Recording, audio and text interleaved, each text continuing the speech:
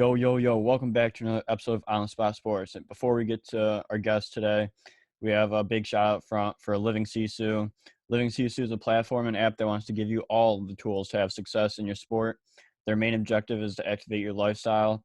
So it's for active people. Enjoy discounts at companies like BioSteel, 30% off, Body Logics, the Goalie Guild, all his books are discounted. Roan, Lululemon for men, 20% off, online stretching programs with Eccentrics, 1 full month free. They got super silent massage guns, 20% off those. And it's a great quality. It's way less expensive than a Theragun, and it's great quality. So there's so many more discounts that you guys will need to just become a member to see. So they want to provide you with anything you need for success. So come join the community. I'm a part of it. A bunch of other athletes are a part of it. So it's free to join. It takes 20 seconds to get exclusive offers to your sport, and it's definitely worth it. So do us a huge favor and go sign up for Living Sisu's membership. It's free, 20 takes 20 seconds. So go do it, and we'll see you there. Living Sisu is a great company. We know one of the co-founders, Zach Fricali. He's a great guy. He's the co-founder. He does a lot of live streams on Instagram at Living Sisu, with a bunch of elite athletes, and you learn a lot from like the athletes' determination, their resiliency, everything to what made them become successful. So it's been a great experience so far. So go on. I'm gonna leave the link in the description. So go sign up. So welcome back to another episode of On the Spot Sports, and I'm Jack, and in today's episode we are joined by a very special guest, current professional hockey goaltender and Team USA Olympian Pat Nagle. Pat is in his 12th pro season of professional hockey in the American Hockey League and the East Coast Hockey League, as well as being a part of the 2022 Olympic Games with Team USA. Pat has played in 36 North American Hockey League games in juniors, 101 NCAA games with Ferris State, 350 East Coast Hockey League games, and 63 AHL games for a combined 413 professional games. Prior to turning pro, Pat spent time in the North American Hockey League for juniors before playing 4 years of NCAA Division I college hockey for Ferris State University before turning pro. So I'm really excited to have you on, Pat. So welcome to the show, Pat Nagle. Hey, how you doing? Thanks for having me. I appreciate it. Yeah, no problem. Doing good, living the dream. So I really can't complain. How about you? Yeah, no, life is good. Staying busy here. Makes me laugh hearing how many games I've been a part of. That many more probably watching or opening the gate for the boys. But yeah, no, it's been a lot of fun. It's been a long road. Yeah, absolutely. And like this year has been busy for you, particularly with traveling from Reading to Lehigh a lot. So, and you guys just had what, a 3-3 this weekend. So Yeah, not a lot how of has free everything time. been? Yeah. How has everything Yeah, been no, it's then been with it? great. Thanks. Yeah, it's part of the road. Obviously, there's a lot of ups and downs, Yeah. and you just take what's given and be excited to play when you get your opportunities and enjoy it. Yeah, exactly. And before we hopped on to record, uh, you played in Springfield this past Sunday. So like how was it? Like it was your first game of the season with Lehigh, I believe, right? It was, yeah, it was a 3-3, so we were a little tired game at 3 p.m. with travel is never easy, but we played well. They took advantage of us in the third. We were 3-3 heading into the third, and they were able to get a couple power play goals, and so that's always tough, but it's the way it goes. So you try to bounce back and have a good game this coming week. Yeah, absolutely. And like so, like you played like as well as playing for Lehigh, you were playing for Reading as well. So like, how was it in Reading? Because you played you're 3-2 over there, I believe, according to your elite prospects.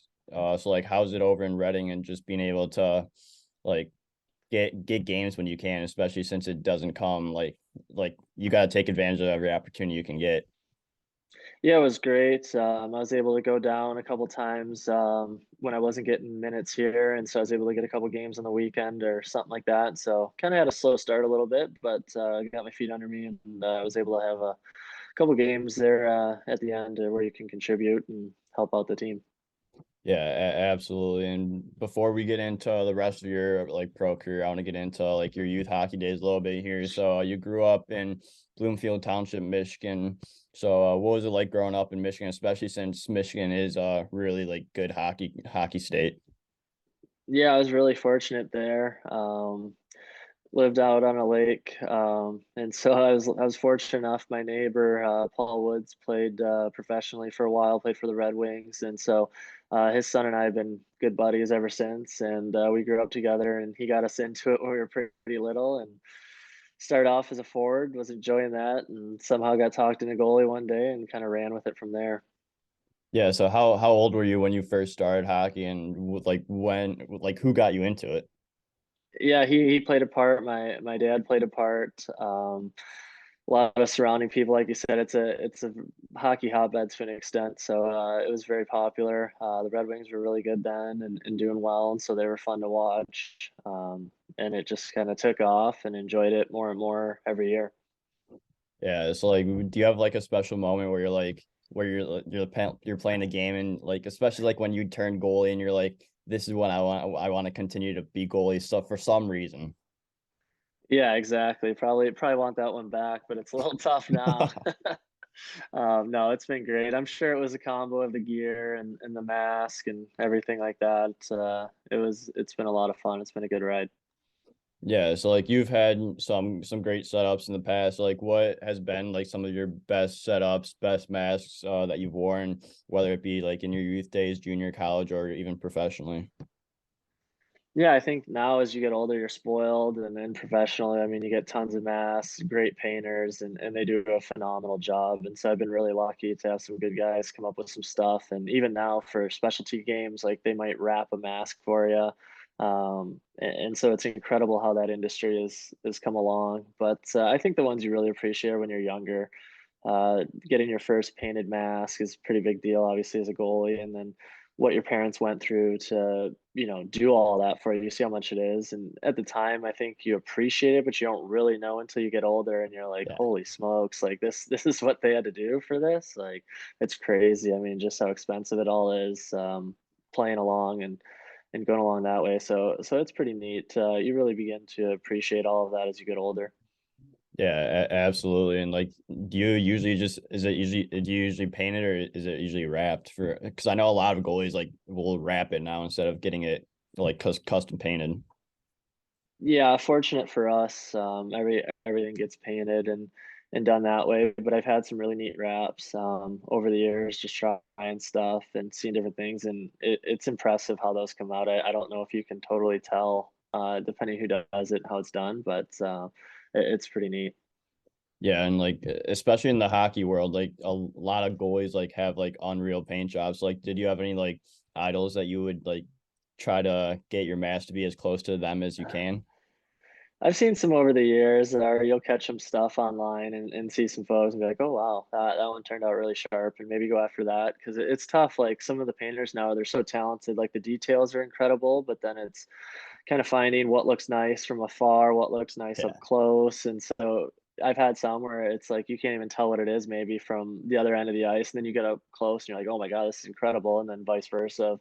They might seem kind of simple up close and you look at it from the other end, you're like, wow, that turned out really sharp. So I think to each their own. And I've been fortunate enough to have different painters as well. And they've come up with some cool things on their own. I kind of like letting them do their thing. They're artistic and have the ability to kind of hop out of the box and come up with some stuff. Yeah, the some of the simple ones like they just look super simple, and then when you get up close, like there's so many little details like within the paint job that like you don't even notice unless you're actually like you actually know the goalie and like heard what everything means.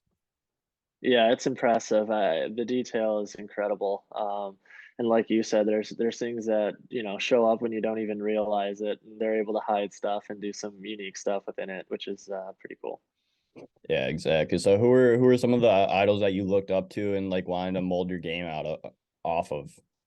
When I was really little, there was like Patrick Waugh, Martin Brodeur, Van Beesbrook. There was a lot of those guys kind of trailing out, and they were always impressive. And then, they hopped into like Flurry, and that was that next generation coming in, like Carey Price, who's just so smooth and so easy. And then now, Yeah. like as you get older, you're like, oh man, like you'd play against guys or see them in preseason or do stuff, and so it's pretty funny. Because then now obviously there's the next generation, how young some of these guys are and how talented they are. It's impressive. Yeah, like every year, like it's random like 18-year-olds, 19-year-olds just come in. You're like, wow, like I'm a lot older than I thought I was. No, exactly. It's incredible when you start looking at the birth dates, and so it's pretty funny. Yeah, exactly. But do you have any like favorite memories from like your youth hockey days, like growing up?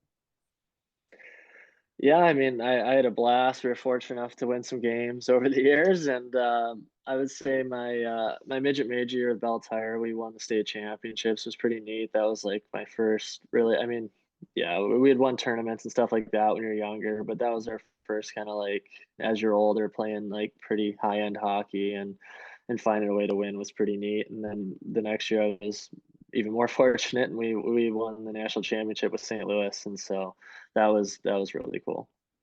That's awesome. So like you said, you're with Bell Tire and you were with CompuWare before that. So like what was Mhm. that development and growth throughout playing AAA hockey going into junior hockey, especially like those first 2 years with CompuWare and Bell Tire?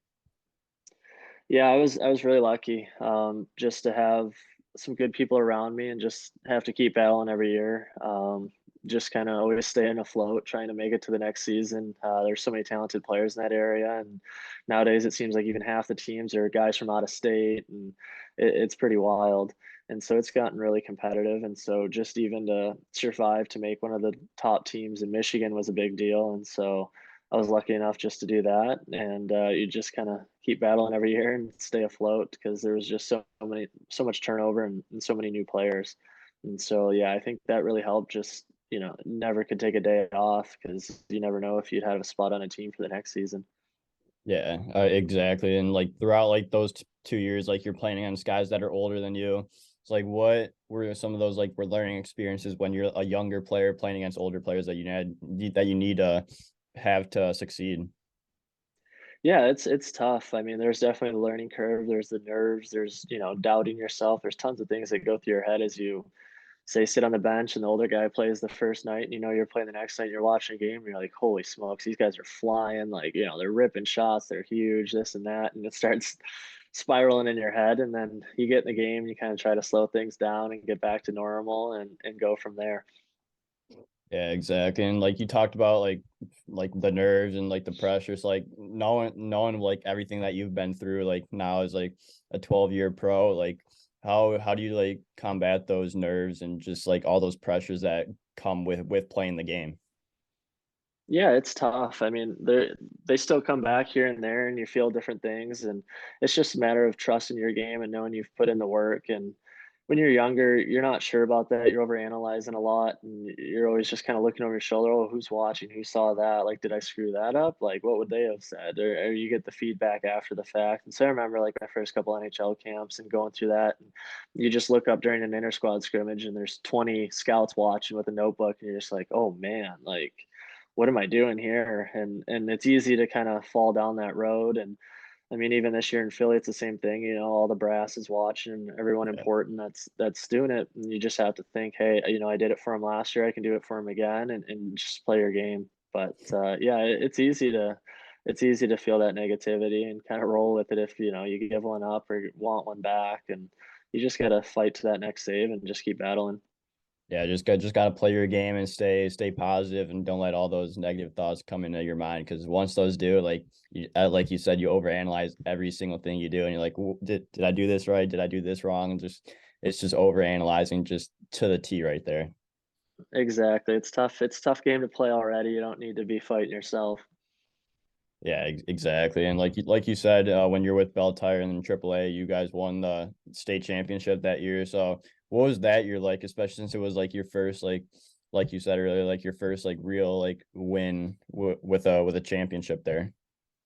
Yeah, it was awesome. I had a blast that year. Chris Corey was our coach. He'd been around a long time, and he really just made us a team. And so we might not have had necessarily the best team on paper, going up against Honey Baked and comp you were, victory Honda, whoever else was competitive that year. But we just had a great group of guys and a lot of guys from all over, and just we built that team and just bonded as the year went on, and we'd start winning tournaments and doing stuff and doing well in the league, and it just kind of continued, and yeah, we were fortunate enough to win it all at the end of the year there at states, and we went on a decent run at nationals. But more or less, it was just a really fun year, and I think that was kind of my last shot at hockey, and really kind of took me over the hump that yeah, this is something I really want to continue to push forward to. And at the time, I was a senior in high school, and you're like, hey, am I going to school next year? I was playing baseball at the time, looking at some options there, and you don't really know what you're going to do. And so luckily, I was able to have a solid season to give me the opportunity to play juniors the next season.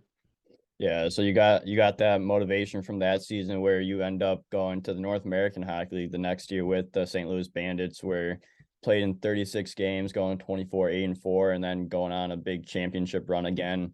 So what was the process like to sign in St. Louis in the Null? Did you get drafted, or was it just an open tryout that you went to? Yeah, I was actually drafted by Cedar Rapids. I went to camp with them, made their team, and so at pretty much fall, I was ready to go to Cedar Rapids, and they released my rights because they had drafted a guy in the futures draft and decided they wanted to go with a younger guy and an older guy instead of two older guys. And so it was one of those where you're kind of caught in the crosshairs, and it was probably my first real rude awakening in hockey. Not that I hadn't been cut a million times over the years Yeah. growing up, but it was definitely a little jarring, and I think that maybe helped me push that year of just proving that I belonged and wanted to work. And I was fortunate enough to get a call from St. Louis, and John Cooper had just taken over there, and yeah, we had a good team there, a great group of guys, and so it was definitely a learning season for me. First time moving away from home, living on my not living on my own. We were at billets, obviously, but just kind of learning all that process and everything that goes through that, and that hockey was my main thing, and it was time to focus on that if I wanted to take the step to the next level. Yeah, exactly. It's like how was like just doing all that learning, especially like having like to live on technically live on your own, but with a billet family, and then just get step into another high level hockey, like tier two juniors, and just be able to learn everything you did to go on that run. Yeah, it was great. We had a good group of guys, and same thing, we had some older guys that had been around, and they held guys accountable and pushed us, and we had a lot of young guys too, and so it was a lot of fun to kind of combine the group and push that, as I think the younger guys ended up pushing the older guys just as much throughout the course of the year as we learned and kind of grew as a group. And Yeah. yeah, like you said, it takes a lot of good bounces to be able to go on a run like that, and things worked out in our favor. What was it like lifting that the championship after you guys after that final buzzer went off? Yeah, it was incredible. It was just so satisfying for how the work we had put in and everything we had done. To get there, and you just don't know. Obviously, you go on these long playoff runs, and at the time, Texas Tornado was a really big rival, and we went to I think it was best of five back then, and we beat them in game five. And I just remember like once we got over that hump, like we were just like, all right, like let's not take this for granted. We worked that hard to get past them in like maybe the second round, so let's keep going, and then they did a round robin style in the finals, and we were able to come out on top. That's awesome, and just to experience everything you have, those especially those last like 2 years with being on championship teams and just having to learn from all those experiences. And then you were also named North American Hockey League goaltender of the year that year as well with St. Louis. Like what do you think went into that success? Obviously, like the defense and everything, like having a strong team really helps that, but like just being able to learn from everything and just have that like accolade in your stats. Yeah, it was great. I think, like you said, it's a team effort. One, there's going to be games where you're off and you need your offense to put up Yeah. a couple extra goals, and then there's some games where you got to bail out them because there's going to be mistakes defensively or whatever may have. We may be in the penalty box a bunch, or things happen. It's a long season, and so just to come out with a solid record in itself, it's hard enough. And so just learning to win, I think, is something that really takes over, especially on the goalie side of things. Yeah, and like you go into playoffs as well, and like every league playoffs are just a different breed. So like what was the North American Hockey League playoffs like, and just being able to like get that like next step above the regular season. Yeah, it was huge. It gets ramped up, and I think going on that run through Bell Tire was a good wake up call for me of just the next level up. And then obviously, like you said, St. Louis was the same thing as that next step up, and so you have to raise your level of play to be competing as well as obviously you want to do more than just compete. You want to contribute. You want to win, and Yeah. so finding ways to do that, I think it takes time. I think it's not something that just happens. It's just a matter of you got to log your hours and find a way to come out on top and what it takes to do that. I don't know. I don't think there's a recipe or anything written down. I think it's one of those things, like you said, you have to play the games. You got to learn. You got to have the right group, and you got to have the right bounces. Yeah, I like how you said you have to find a way, because especially when you get into the playoffs, like it's a whole new level like we've been talking about, and you just got to find those ways to win games, because it could be a 1-0 game, a 2-1 game, and you just have to battle and just do anything you can and dig deep to get that win. Yeah, it's huge, and it was my first time too. I think where it was like a best of five, best of seven series, where you're seeing the same team, the same shooters, the same high end guys, and so you kind of start learning. I really enjoyed, I think, that process of learning, like their power play, their forecheck, whatever it may be, and then kind of getting used to it. So that I thought I was able to raise my play throughout the series as I learned, and was maybe one of my better assets was just kind of. I guess, diagnosing the game to an extent of how I was seeing it and how I was able to break it down made things a little easier for me. It's also big learning experience on the body as well, and as well as just to recover, because you are putting your body through so much more in playoffs that you just have to do anything you can to help yourself recover and feel good for the next game. Yeah, it's a heck of a process, and obviously at the time I was young and probably didn't even realize it what I would do to feel like that now probably. But no, it's like you said, it's tough on the body, and then I think even just mentally of being able to show up every night and give your A game. I think that's something you learn as well, especially now in pro of just the consistency aspect. You see the guys that are doing well and the guys that move up the levels, they're able to show up and bring their A game night in and night out. And obviously, that is not an easy thing to do because you might get one game at 100% to start the season. Yeah. That's probably the last one you're seeing. And so you need to work on the ice, off the ice, and then as much physically as it is mentally. Yeah, exactly. And then after that year in St. Louis, you took another step in the right direction to go pro with going to college, NCAA Division One with Ferris State University. So, what was the process like to pick Ferris State to be your school for the next 4 years? Yeah, I was fortunate enough to start having some options. Once we started doing well in St. Louis, kind of started the season off on the right foot and started getting some options. And then it was just a matter of finding a good school, a good conference that I was going to get tested in, as well as an opportunity to play. I think now it's maybe a little more popular where guys are getting more games in school, but at the time, 10, 15 years ago, it was very a number one and a number Yeah. two. And so if you were the number one, you were playing every single game and it didn't really matter about the other guy. And he might get a game or two here and there thrown in throughout the season, but then you were that guy until the number one was gone, unless got lucky and beat him out but it was very rare. And so at the time they had a lot of movement in their system and it just looked like a good spot and a place where I could start getting games as a freshman to start pushing towards that next step. Yeah, exactly. And like you played in 16 games that first year, going 8-7. Like we said, like now, like you'll be freshman. Like you could be lucky to play like 5 games now, but like you played 16 your first year. So what was it? What was the important part of just getting that experience in that first year? Yeah, like you said, no, it was huge. It can be really tough. I mean, I played against guys, talked to guys, had other buddies in school, and they might have only gotten a couple games in their first couple of years, and it's like that's a lot of practice, a lot of work, doing Yeah. everything you can just to try to get a taste of the net, and just because there happens to be an older guy that's doing well in front of you, and so for me to get as many games as I did, at a young age, I think really paid off. I definitely had my struggles. There was some ups and downs, some big games, some games I was on the bench, 10 minutes into the first period, but that's the way it goes. And those teach you a lot of lessons and stuff you go through of maybe what did I do right? Maybe was I prepared? You name it. You go through laundry list of things, but at the end of the day, you just have to learn from it and move on to the next day. And I think that was one of the bigger things that helped me a ton. Yeah, and that first year is huge for like developing as a freshman in college because you get to experience, especially like when you're playing a lot, you get those experiences. Like you could get pulled within 5-10 minutes, like you said. Just gotta go into your preparation, just everything.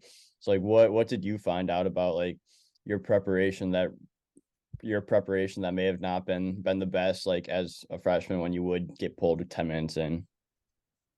Yeah, I think everything from the week before's practices to my habits of cleaning those up, improving off ice stuff, if it's away from the rink, of what you're eating, drinking, as well as what you're doing at the rink to help your body to get it ready. And I mean, even to this day, they're still learning new stuff. And so that's what's Yeah. pretty neat about the industry. But at the time, I think that was one of those things I maybe took for granted of I was, playing well when I was younger. I was athletic. You don't know what you don't know, and so you're Yeah. always just kind of surviving and pushing, and you find ways to be successful. And then all of a sudden, it's like, okay, it's the next level. Like now you got to do a little more, and then at the next level, you got to do a little bit more than what you're doing before. Sometimes even a lot more if you want to be successful at that level. And so for me, I think part of that was like we said, the on ice, the off ice, the preparation, going through that. But then like the mental side, I think was enormous of, hey, you're gonna get pulled. If you play 40 times, it's bound to happen. There's just not your night. And some nights you might not have it, some nights the team might not have it, some nights there's some bad bounces. And so just being able to come back and play the next game and bounce back and play well, and find a way to win that next game after a bad game, or doing things like that and staying hungry and wanting to still improve and wanting to win, I think really pushes those things. Yeah, and just having that like that like refresh button in your brain, especially like when you do get pulled, like you said, you get yanked, and then like if you think about it the next game, like what do you think's gonna happen? You probably are gonna get yanked again. So you just gotta have that clean slate and just have that like after the game, just forget about it and then move on to the next game. Yeah, absolutely. It's easy to spiral, like we said earlier, and so I think you hit the nail on the head. It's one of those things if you just get it out of your system, and that was last game, and I've done well here where I am, and wherever that may be for younger guys or whatever they're fighting through, and so Yeah. you just got to show up and battle that next night and find a way to be contributing to your team. Yeah, so then after your first year, you go into your second year, you played 22 games where you go 7-11-3. So you guys struggle a bit. So like what do you learn from a season like that when the team's struggling, like you may be struggling a bit and just be able to just come up the next season, play even better. Yeah, I think that one was a really tough one. I don't know about sophomore slumps, but you hear about them, and to an Oh yeah. extent, I think we had a lot of young guys. That we had a big turnover there, in classes, and so my class had a bunch of guys one ahead of us and below us both had a lot of guys pushing that really wanted to move on and continue playing hockey. And so we definitely went through our bumps and bruises where we'd get rolling and then we'd get cold and get rolling and get cold. And so I learned that kind of the hard way. And then I had a great guy with me there. Taylor Nelson came in. He was a year behind me. And so he really started pushing me. Um, in practice and games, because you don't want to lose your net. You want to do everything you Yeah. can to get the games, and especially with the college schedule, Friday, Saturday, pretty much at that time, both of us were getting a game each weekend, and so you knew you had to take advantage. And I think I struggled with that at times. Of if I didn't have a good game Friday, then I'd have to wait an entire week to play again, and so that's Yeah. not always easy either. Yeah, exactly. And then you learn from those experiences. You go in your third and fourth year, playing 26 games and 37 games. So like what were those final 2 years like before finally being able to turn pro? Yeah, they were awesome. I think knowing it's not your net necessarily, but it is like to the extent of you're going to have that opportunity, and so you Yeah. need to run with it, or else there's another guy nipping at your heels that's really good goalie as well, and so when I was able to play back to back, I think it made a big difference. Like we talked about, seeing teams more than once is always nice, but then just the flow of the game. A lot of times I thought I played even better on the back to back night of just being game ready. It takes a while to get into a season, especially I think at our position. It's one of the tougher ones Yeah. of getting up to speed with the game and then staying um, in it. Whereas players sometimes are able to practice a bit if they're not playing as much and get their touches in and do things where I don't know if it always replicates the same for goalies. Yeah, exactly. You just got to keep going and keep experiencing everything you go, and just keep getting better every single year, especially if you want your goal to be playing pro. Like, just go throughout every year, and then at the end of your senior year, you signed with the Norfolk Admirals in the American Hockey League at the time. So, what was the process like to sign right out of school? Yeah, that was awesome. I was fortunate enough to sign with Tampa Bay Lightning for 2 years, and so then when I was sent down there, it was my first eye-opening experience with pro hockey, and so that was a big deal. I think it was a good wake-up call to say the least. Of just this is now your full-time job, and so yeah, getting that first call from Steve Eiserman at the time, he'd been an idol in Detroit and coming up, and he had then just taken over for the Lightning, and so that was a pretty big deal. Getting that coming out of class and seeing that voicemail as we had gone through the process with my agent and everything, and then come up with them being the best opportunity for me. Yeah, so you go in, like you said, you learn, like, it's a big learning experience and a big eye opener that year or that time that you're with Norfolk. So, like, what were some of the biggest takeaways from that year, especially since you are starting to be a professional goalie and like this is going to be your full-time job?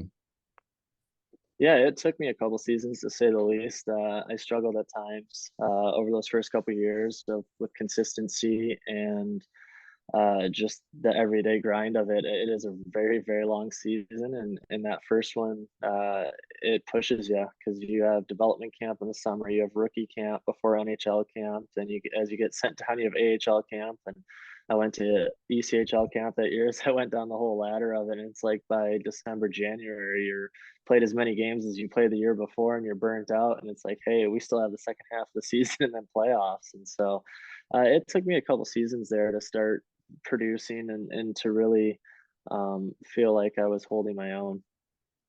Yeah, it's like when you do feel like burned out and everything, like how do you change that like mindset of being like, oh, I'm burned out, I'm tired, and just to be able to, since you do have a whole second half, like just to be able to go in every day, grind, and be consistent.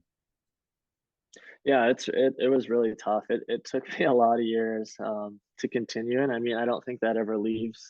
There's still dog days now, and I don't think Yeah, that goes away. You can ask anyone that's playing.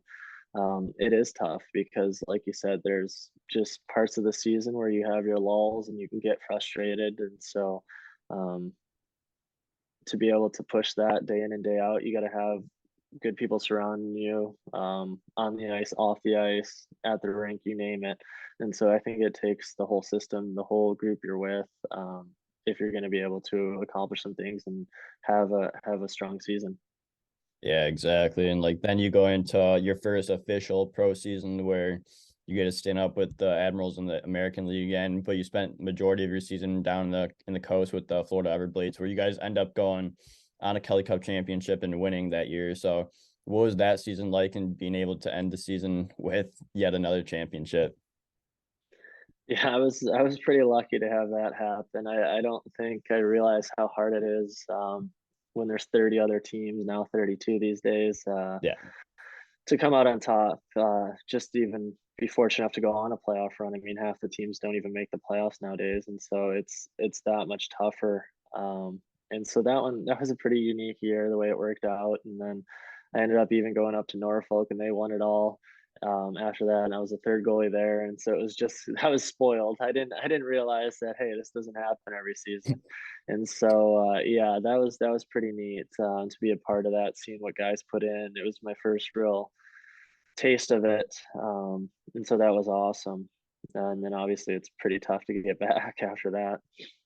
Yeah, great first year where the AHL team wins and the ECHL team wins, and you're both on the roster for that. It's like, what do you learn from especially at a pro standpoint where you're in a championship run and you go on to win a championship, and how close like you need to be as a team in order for a championship to happen.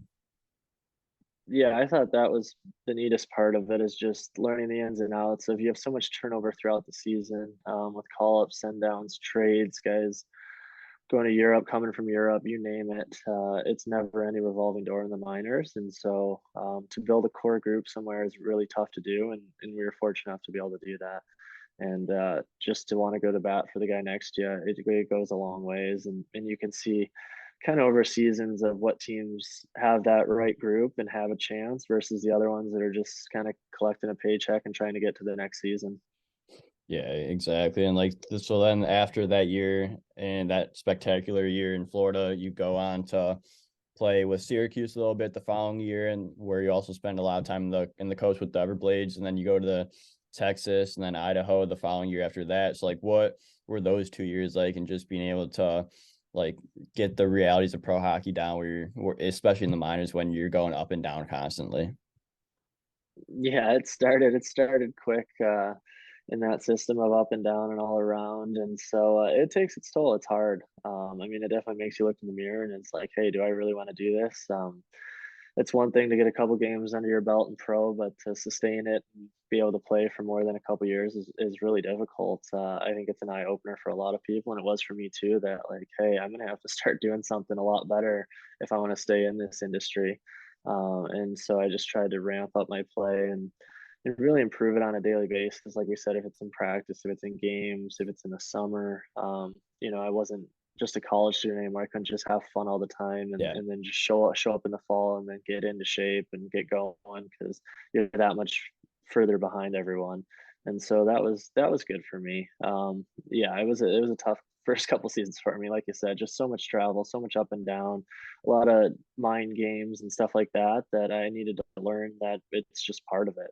And so, it's not always just, oh, they're picking on me. Guess what? This is happening to five guys in this system and, five guys on every other system in the league. And so it's just part of the process. And so, yeah, it was nice to start kind of getting some games there that next season in Idaho and get rolling and be able to kind of take over my game a little bit to at least have an opportunity to continue to play. Yeah, exactly. And like just you learn a lot throughout all those experiences, and you add a lot of miles onto your car and everything and flights and everything, but you rack up those frequent flyer points for sure. But like a lot of like younger kids like don't understand about like and the importance of like off ice training, especially like in the off season. Like how important was that, especially going into the professional level, is just like you said, being able to trust your training and actually do the work that like you can't always have fun, but you got to actually train for the season coming up. Yeah, I think I truly struggled with that for a bit, just basically of, hey, it's not up to me on what days I can train or what days, maybe you have to say no to golf and the next day or no to going downtown and going out with your buddies back home or whatever that case may be. And it took me a while. And I mean, it's still tough to this day. Obviously, I'm older now with kids and stuff like that, but you don't get as many green lights as you used to, but you definitely have to learn to pick and choose. And I think that's the same thing on off the ice as well as it is during the season, to give your shot a chance, give your body a chance to rest, recover, truly get an off day here and there just because you don't get many with the travel schedule and how many games you play nowadays. Yeah, recovery is definitely a big part of having that success, because you can't go constantly, but when you have to take those off days, like you have to take those off days and just be able to recover your body a little bit, then get right back to it the next day. Yeah, it's funny because I don't think I had too many real off days till I was a little later in life. So yeah, you tend to appreciate them. Yeah, exactly. But then in 2014, 15, this is where you traveled a lot. You played with the Foreign Comets for 33 games. Then you got loaned to Lake Erie, then loaned to Rochester, Grand Rapids, and Utica. So, like, what was like? Obviously, you spent a lot of time in the American League that year with being loaned, but like, what was that year like? Especially like since you're on 6 different teams that year. Yeah, it was my first year being on an ECHL deal, and so I think maybe I had a little bit of a chip on my shoulder that, I was no longer on an NHL or an AHL deal or anything like that I was gonna have to really work to to stay into hockey, just because nowadays there's so many affiliated guys and contracted guys that you have to really play well and play over someone in order to stand out and to get games. And so I ended up being able to get up a bunch that year and get some different opportunities. I think that helped me a ton, of just saying, hey, look, I can be a consistent guy in the American League, but obviously it's not going to be easy. Throughout those like years of professional hockey that you've had so far, like you had a very good opportunity in Grand Rapids in the American League where you played there, you got loaned up there a bunch, and in 2019 2020 you actually got 20 games in with Grand Rapids, going 9-8-3 or 9-8-1. So like what was the important part about getting that big opportunity with Grand Rapids, since you've been on ECHL contracts ever since before that? Yeah, it was great. I was lucky. Probably the biggest change was once I signed with Grand Rapids and then was sent to Toledo and just had a fresh start. Was able to do well in Toledo for a couple seasons, go up to Grand Rapids here and there, but finally then I was able to kind of get my foot in the door there and get consistent games where I was able to take that next step. And so being in Detroit and going to camp with them, was a great privilege. And so that really pushed me to really want to continue playing. Go like it was almost like a second wind once I went to that organization. And so it was great. I'd been treated well everywhere else and along the way, but sometimes you just need a change of scenery. And so going there really gave me that, and just the way things were ran in Toledo and in Grand Rapids was awesome. And so that just kind of pushed me over the hump. Yeah, and like you got a great opportunity there. You played a lot of games in Toledo, and then you got like 30 plus games in Grand Rapids. So like that was a great experience for you. And like that's sometimes all you need, like you said, is a fresh start, and like just to clear the mind a little bit and just have like that refresh button where you can just be like, I can just go and play and just be free. Yeah, it was awesome. Just some new coaches, a lot of new staff, talking to new people, development guys, the goalie coaching. It was just like you said, a lot of fresh faces, a lot of new comments, new eyes on you. I was a little older at the time then, obviously not a prospect or anything anymore, but you're still always learning, you're still always pushing that. And so that was great. I really enjoyed my time there. I was fortunate enough to be in that system for 4 years, and like you said earlier, on a PTO before that when I was with Fort Wayne. And so um, just to enjoy that much time, and it was the first time I really had been in a system for that long. And so you become familiar with the coaches in the NHL, the AHL, the ECHL, and I was able to build a lot of bonds that will go beyond my playing days. And so it was great. Yeah, so like what's the biggest takeaway from playing in Grand Rapids and being at an AHL level, like full time there, and just being able to like just live the American Hockey League life and not really worry about anything else? Yeah, it was great. Obviously, just going up and down so much in my career, there was a lot of times where you'd get a couple games up in the A, and you just would never feel safe or confident. It's Yeah. like, hey, if I don't have a shutout, like I'm getting sent down the next day. And like, little do you know, if you gave up six or you gave up zero, you were getting sent down the next day, or Yeah. whatever the case may be, because there's a prospect that's ahead of you that it was his turn and he was healthy then, or somebody up top was coming down, or there's just so many moving parts. And so then when you're playing well and contributing that often on a consistent basis, I think it really paid off of just being able to take a breath and focus on hockey and really work on my craft. Yeah, exactly. And like refresh like led you into a spot where you're with Team USA at the Olympics in 2022. So like what was that experience, since it's like you're playing at the Olympic level, you're playing at the international levels, like what was being part of the Team USA Olympic team like? Yeah, it was incredible. It was almost too good to be true because obviously it's been a long road and a lot of ups and downs. Obviously, all of my career has been in the minors, for that matter, and so you don't really know where else you're going after, whatever you're chasing. Obviously, you're still hungry for what's next, and trying to push yourself and try to improve and get an opportunity to go to the next level, wherever that level may be, and continue climbing the ladder until you're at the top. And so, for me, it was just pushing it. And so my time was done in Detroit system, and I was fortunate enough to come over to Phillies and be in Lehigh, and I was able to get some games in Reading to start the year where I played a ton, and then come to Lehigh and do the same. And it just was able to kind of run with that. And so it was great. to just kind of get back into playing a ton after the COVID year, and get my confidence back and get going. And so then when some of those rumblings started coming out, I didn't really take it too serious because I just figured, hey, there's a lot of guys ahead of me. There's younger guys, whatever that case may be. Yeah. And then once it started getting serious, it was pretty neat. It was pretty special to be able to call my parents and tell them and my family and everything. So it was great. Yeah, you're representing your country. That like there's no better feeling than that, and like you're able to just you're at the top at that level, and you gain like that confidence, like you said. It's like there's really nothing better than just putting that sweater on and just being a part of Team USA at the 2022 Olympics.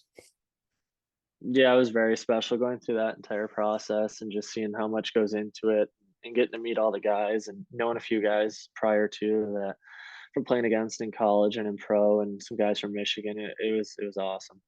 Yeah, exactly. And like going throughout like the Philadelphia organization, like this year you were at the NHL camp with the Flyers. So what was that experience like and just being able to be at an NHL training camp again? Yeah, it was great.